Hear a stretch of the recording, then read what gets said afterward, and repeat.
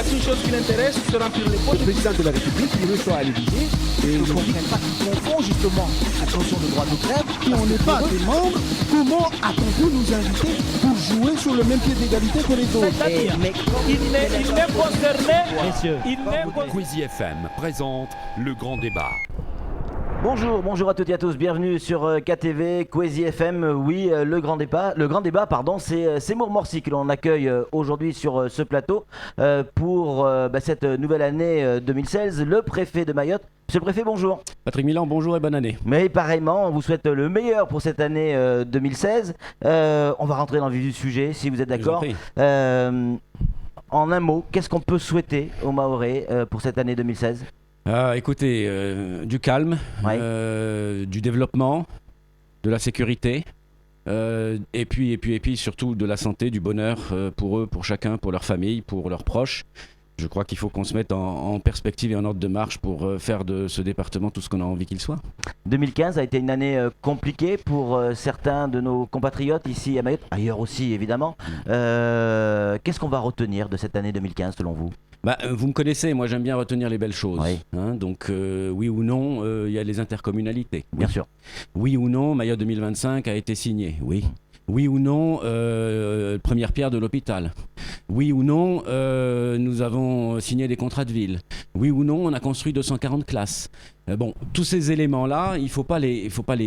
C'est pas parce qu'on passe d'une année à l'autre qu'on met par pertes et profits et puis on oublie. Tout ce chemin qui a été parcouru est énorme. Le contrat de plan État-région, les fonds européens. Donc moi, c'est d'abord ça que je voudrais retenir. C'est un travail qui est énorme, qui a été fait par mes équipes et puis par tous les partenaires qu'on a pu associer à tout ça, aussi bien les parlementaires que le Conseil économique et social, que l'association des maires pour ce qui est de Mayotte 2025, c'est l'excellent boulot que les communes ont pu faire pour signer les contrats de ville, qu'ils ont mis en place des contrats locaux de sécurité et de prévention de la délinquance, tout ça. On a construit la maison pour pouvoir faire en sorte d'avoir tous les outils pour pouvoir maintenant passer à un travail au quotidien de développement. 2015, on attendait beaucoup des fonds européens. On a l'impression que c'est compliqué. Est-ce que on est, d'une manière générale, à Mayotte, on est suffisamment formé à ces fonds européens pour pouvoir y prétendre et en tout cas y accéder? Vous savez quand même que les fonds européens à Mayotte sont gérés par l'État, mais en lien avec le département. Le département récemment vient de m'écrire pour dire qu'il était prêt à mettre à disposition 2 agents de chez eux pour commencer à faire monter en puissance les équipes élues en charge des fonds européens. Donc moi, on fait des communiqués au fur et à mesure pour dire c'est des dizaines et des dizaines de millions qui ont été attribués ici pour des projets agricoles, là pour l'apprentissage, là pour le développement économique. Donc ça marche, et la porte d'entrée unique État, SGAR, secrétaire général pour les affaires régionales, je trouve qu'elle fonctionne bien, vraiment. Alors que ce soit compliqué, vous avez raison, par contre, c'est une évidence, dès lors que c'est des sommes colossales, il faut qu'on ait une traçabilité et des dossiers qui tiennent la route. Bruxelles n'est pas dans l'approximation. Non, c'est clair. Mais en même temps, on a besoin d'apprendre ces fonds européens. Est-ce qu'il y a une cellule qui permet d'aider les entreprises, les porteurs de projets à accéder à ces fonds européens aujourd'hui ? Rappelez-vous qu'à un moment donné, une formation avait été lancée. Il n'y avait pas grand monde qui avait souhaité finalement, après s'y être inscrit, venir. Je ne peux pas non plus faire guichet ouvert et puis regretter que les formateurs que je paye, il n'y ait personne en face d'eux pour pouvoir suivre les formations. Premier point quand même qui est important. Pas faux. Deuxième chose, je dis toujours, et vous m'avez entendu dire ici, que la complexité de l'administration ne doit pas peser sur les porteurs de projets.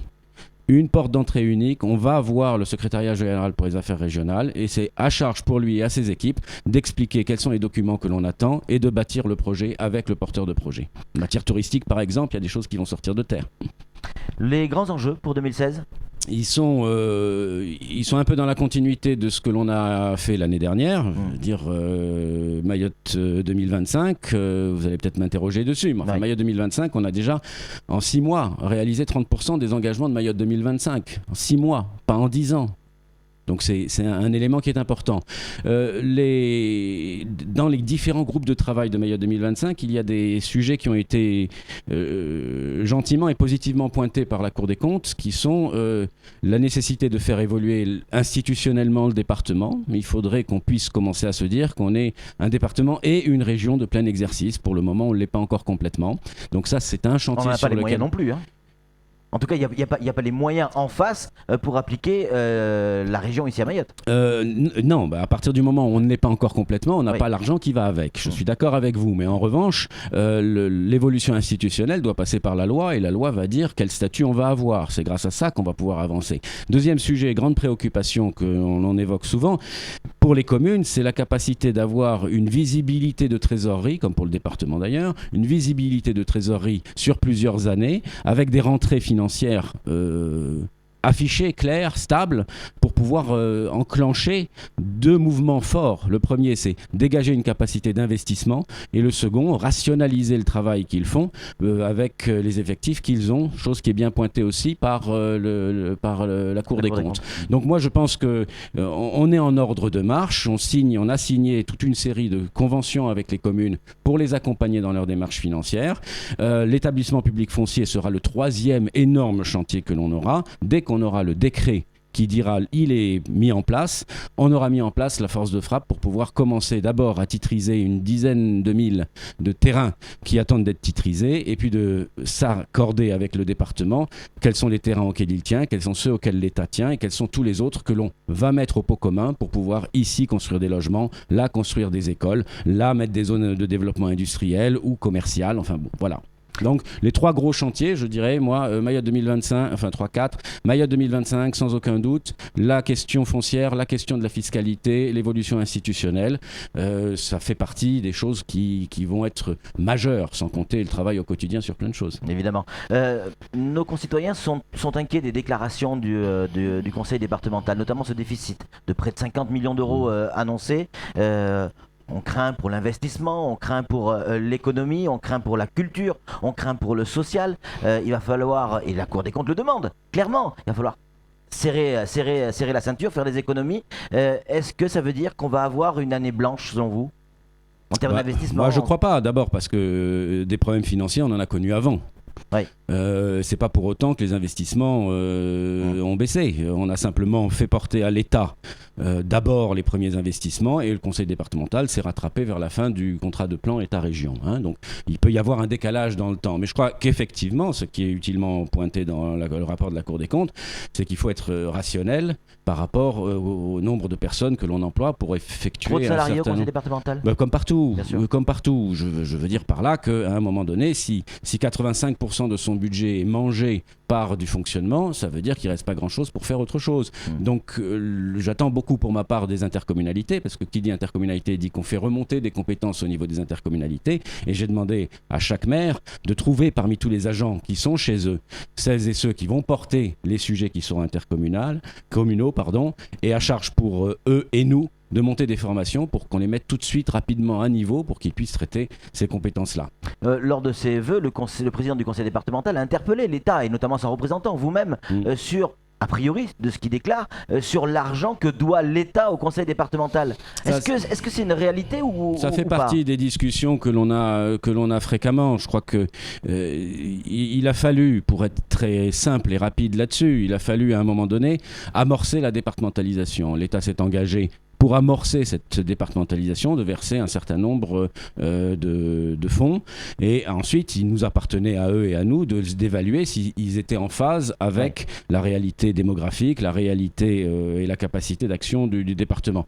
Si je dis qu'on va mettre en place des groupes de travail pour réfléchir sur la mise en perspective vis-à-vis des communes d'une part et vis-à-vis du département des perspectives financières de chacun, ça fait partie des sujets qu'on va aborder. Mais leur budget a été voté en déséquilibre, la Chambre régionale des comptes a été saisie, elle va demander des corrections au département. D'après ce que j'ai lu, comme vous probablement, le département a dit qu'il allait se plier à ce que la CRC allait dire. Est-ce que l'État, clairement, juste oui ou non, doit de l'argent au conseil départemental? Je ne le crois pas. D'accord, c'est clair. Le GIGN à Mayotte, alors c'est plutôt le GPIOM. Beaucoup se réjouissent de l'arrivée de ces une trentaine de gendarmes. 36. 36, voilà. On sait que vous avez rencontré le DGGN, le directeur général de la gendarmerie nationale, lors d'un récent voyage à Paris. Pourquoi faire venir ce type de gendarmes à Mayotte ? Est-ce que c'est lié à une actualité ou ce sont des gendarmes tout simplement ? Alors, ne boudons pas notre plaisir. Oui. Depuis que je suis là, vous me dites qu'il n'y a pas assez de gendarmes, il n'y a pas assez de policiers. Oui. Le Premier ministre est venu, on a eu un peloton de gendarmerie, on a eu 44 agents de la police aux frontières. Il a demandé à ce qu'une inspection, et c'était l'objet de ma visite au général Favier, il a demandé une inspection conjointe police nationale, gendarmerie nationale, pour évaluer les problèmes, les questions, les besoins, l'organisation de tout ce qui concerne la sécurité dans notre département. Cette mission vient venir dans les semaines qui viennent. C'était pour cadrer un petit peu le contenu de ce qu'ils allaient voir et qui ils allaient rencontrer. Donc voilà. Le Premier ministre et le ministre de l'Intérieur a d'emblée estimé qu'il y avait un rattrapage à faire. Il nous affecte des gendarmes, quelle que soit la formation de ces gendarmes. Les 36 personnes qui vont venir sont des militaires de la gendarmerie. Ils ont en plus des compétences complémentaires. Mais de deux choses une, ou bien on dit j'attends les nouvelles recrues de forces de sécurité qui mettent 2 ans avant d'être formées, ou bien je puise dans le vivier militaire pour pouvoir accompagner. Non mais là-dessus Mayotte. on est tous d'accord. Donc ils ont simplement une formation complémentaire. C'est comme si vous étiez débauché par une entreprise. Vous quitteriez peut-être votre casquette de journaliste tout simplement parce qu'on vous a choisi pour être le meilleur pour une mission qu'on va vous donner, c'est tout. D'accord, donc ça n'a pas de lien parce qu'on pense souvent au GIGN et au GPIOM pour lutter contre le terrorisme, pour les prises d'otages. Quand on va sur internet, GIGN ou même GPIOM, voilà, on pense à ça. Ça veut dire que ce sont les meilleurs qui viennent, c'est bien. D'accord, donc c'est pas forcément lié à ça. Aucun. On enchaîne, si vous êtes toujours d'accord évidemment, les chiffres de la délinquance pour 2015. Est-ce que vous les connaissez ? J'imagine que oui. Est-ce que vous pouvez en dévoiler certains ? Non, je suis ça évidemment. Toutes les semaines, on a des réunions de police. J'ai des tableaux de bord. Ce que je vous ai dit l'année dernière, qui est de dire oui, on a des problèmes de délinquance ici. Oui, c'est évident. Oui. Est-ce qu'elle est en augmentation ? Elle est en augmentation, oui. Elle est en augmentation, mais avec 2 phénomènes que j'ai eu l'occasion d'ailleurs d'évoquer. On a des chiffres, encore une fois, je l'ai dit, comparables à des départements de même taille. Mais les faits que l'on constate sont plus violents que ce que l'on a ailleurs. Premier point. Deuxième point, et c'est quelque chose que je ressens fortement, c'est que contrairement à ce qui se passait à une certaine époque, on règle de moins en moins les problèmes entre nous. On va plus volontiers porter plainte. Donc on porte plus plainte maintenant qu'avant. Oui. Et c'est très bien parce que ça permet aux procédures d'aller jusqu'au bout. Et je pense singulièrement à probablement quelque chose qui est de plus dramatique. Je pense au viol. C'est vrai. Certes, on les compte, mais avant, ça se réglait autrement. Maintenant, les mamans, les papas, les frères viennent porter plainte et n'hésitent pas à cacher cette douleur terrible. Alors c'est vrai que il y a le viol, mais il y a aussi la vie au quotidien. Beaucoup de gens se sentent agressés. On parle du vol crapuleux ou l'agression crapuleuse qui semble avoir augmenté. Est-ce que les missions qui doivent arriver, je crois en février ou en mars prochainement en tout cas, vont tenir compte de ça? Est-ce que l'arrivée de ces 36 gendarmes fait déjà partie de ce que va pouvoir annoncer cette mission? Sans aucun doute, mais on ira bien loin, bien plus loin. Parce qu'on va se poser des questions sur nos contrôles aux frontières. On va se poser des questions sur l'organisation territoriale de la police et de la gendarmerie. On va se poser des questions sur la meilleure adéquation des moyens par rapport aux problèmes que l'on rencontre. Donc, non, c'est tout ça qui va être regardé. C'est ça qui est très bien. Mais donc, effectivement, c'est le premier étage de la fusée avec l'arrivée de ces 36 gendarmes.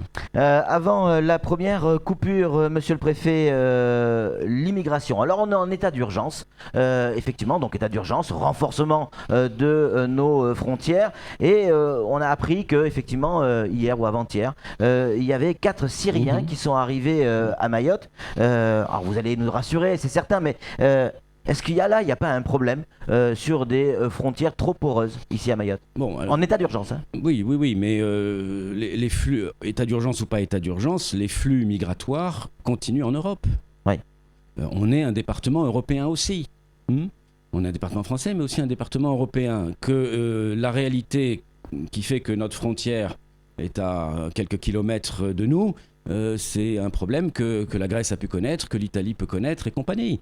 Donc oui, il y a des flux qui continuent, mais partout. Mais ça exige de nous plus de vigilance et d'attention. Je rappelle quand même que sur les migrations, qu'elles soient irrégulières ou régulières, parce que c'est aussi ça la migration. Il y a 95% qui viennent des Comores. 4% de Madagascar, le pourcent restant vient d'autres pays. Parmi les autres pays, c'est pas la première fois que des Syriens viennent à Mayotte. On a également des Égyptiens.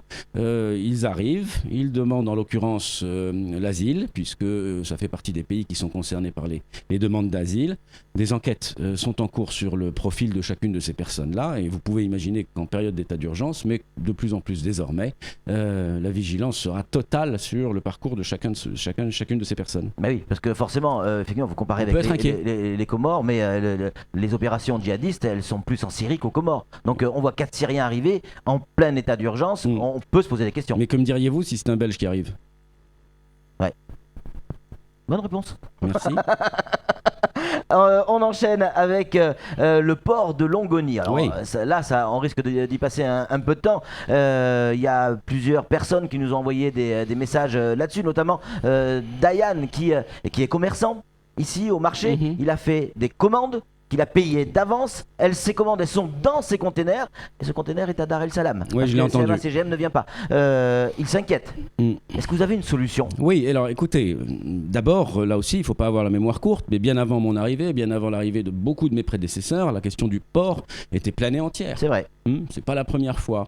Qu'est-ce qui a changé, je crois? La première c'est que une décision de justice a estimé que Mayotte Channel Gateway a le droit de faire du transbordement. La Smart, structure historique et belle de Mayotte, a accepté de participer à un tour de table que j'ai organisé avec le département pour signer une convention avec MCG pour dire que eux aussi ils peuvent faire de l'enconnage. Fin d'année. Fin décembre. Ouais. Fin décembre. Mais depuis combien de temps on attendait ce texte-là? Il a été signé. Il a volé en éclats là? Non, ne dites pas ça. Il n'a pas volé en éclats. Il faut simplement, comme à chaque fois qu'il y a un peu une secousse sismique, il y a des petites réactions en chaîne. Donc il y a une question de calage qu'il faut qu'on soit au clair. Il y a du travail pour tout le monde.